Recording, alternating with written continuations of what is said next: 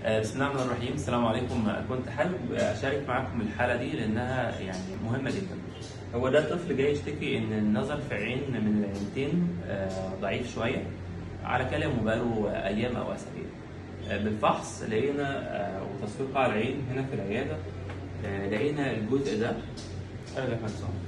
الجزء اللي باين دلوقتي ده عباره عن ايه؟ عباره عن حاجه زي حاجه صفرة كده، وده عباره عن العصب البصري، وده شبكيه العين. اللي في النص ده عباره عن ايه؟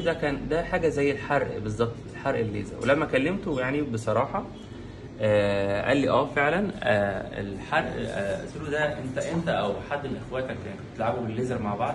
قال لي بالفعل. وللاسف مامته قالت نفس الكلام، قالت كانوا بيلعبوا مع بعض بالليزر، وبشكل طبعا واضح ان هو يعني بشكل مش صحي جدا، يعني على طول مسلط الليزر على العينين.